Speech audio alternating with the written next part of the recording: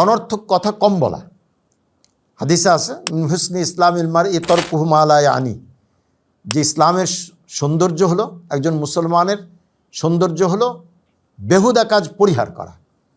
বেহুদা কাজের মধ্যেই কথাও বেহুদা কথা। আপনি অনর্থক কথা বলবেন, বলতে বলতে বলতে বলতে কারো ভালোই আলোচনা করতেছেন, কারো নিয়ে প্রশংসাই করতেছেন, কিন্তু শয়তান তো পিছনে লাগা আছে। শয়তান একটা বাট ঢুকিয়ে দেবে, বিউটি বাট। লোকটা খুবই ভালো, খুব হাজি, খুবই অনেক দান করে, অনেক, তবে এই তবে যে শুরু হলো এ আর শেষ হওয়ার নাম নেই, বাস শুরু হয়ে গেল। এখন তাকে, তার কথা যখন শেষ হয়ে যায় তখন আরেকজন ব্যক্তি ঠিক অনুরূপ ওই জাতীয় আরেকজন ব্যক্তির কথা চলে আসে। এটা খেয়াল করে দেখবেন, মজলিসে একজনের পরে আরেকজনের কথা চলে আসতেই থাকে, আসতেই থাকে, গীবত আর শেষ হয় না। এই জন্যে যত পারা যায় এই জিহ্বাকে নিয়ন্ত্রণ রাখা, এবং এই জিহ্বাকে পারলে জিকিরের ভিতরে মুবতালা রাখা, নিমগ্ন রাখা। যখনই সুযোগ হয় সুবহানাল্লাহ, আলহামদুলিল্লাহ, ওয়া ইলাহা ইল্লাল্লাহু আল্লাহু আকবার বলা, সুবহানাল্লাহি ওয়া বিহামদিহি সুবহানাল্লাহিল আযীম। বুখারীর শরীফের একদম শেষ হাদিস, রাসূল আকরাম সাল্লাল্লাহু আলাইহি সাল্লাম বলেন যে দুটো বাক্য আছে যেটা হাবিবাতানি ইলার রহমান, রহমানের কাছে অত্যন্ত প্রিয়। খফিফাতানি আলাল লিসান, জিহ্বায় অত্যন্ত হালকা, উচ্চারণ করতে কোনো কঠিন কিছু না।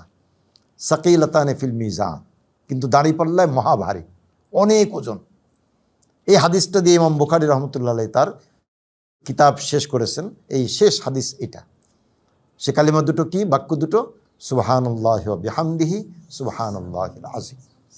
আমরা গাড়িতে বসে আছি, বাসে বসে আছি, মুখে বলি সুবহানাল্লাহি ওয়া বিহামদিহি সুবহানাল্লাহিল আযীম। গাড়িতে বসে আছি, ট্রাফিক জ্যামে পড়েছি, ওই পুলিশে গালাগালি করতেছি, ট্রাফিক পুলিশ, যে ওই লাইন ছাড়লে আমাদের এটা দেখে না। আচ্ছা, আমি যদি ওখানে থাকতাম তাহলে তখন তো আমি ওখানে খুশি হতাম, তাই না? এটা ছাড়লে তখন আমি বিরক্ত হতাম।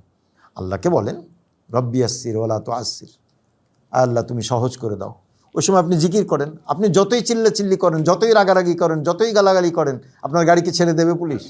ছাড়বে না তো। যখন সিগন্যাল ছাড়ার তখনই ছাড়বে। তো খামাখা আপনি পেরেশান হচ্ছেন। বরং ওই সময় আল্লাহ তাআলার দিকে মুতাওয়াজ্জি হন, আল্লাহর পানে ধাবিত হন। তো হতে পারে যে অপ্রত্যাশিতভাবে দেখা যাবে যে ছাড়ার কথা ছিল ওই লাইন, এখন আপনারটা ছেড়ে দিচ্ছে। অভিজ্ঞতায় দেখা যায়, এরকম হয়, এরকম মাঝে মাঝে।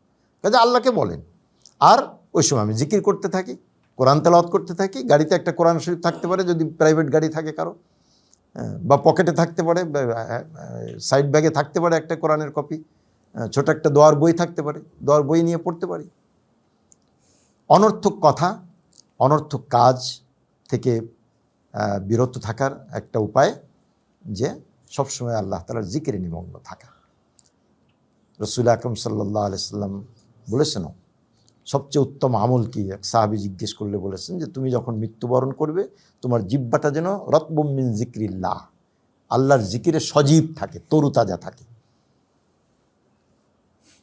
আল্লাহ তাআলা আমাদেরকে এই ধরনের অনর্থক কথা থেকে, হারাম কথা থেকে তো অবশ্যই আমাদেরকে বিরত রাখুন, আর অনর্থক কথা থেকেও বিরত রাখুন। এবং সবচেয়ে ভয়াবহ যে বিষয়টা সেটা হচ্ছে গীবত। এই গীবত থেকে যেন আল্লাহ তাআলা আমাদেরকে হেফাজত করেন।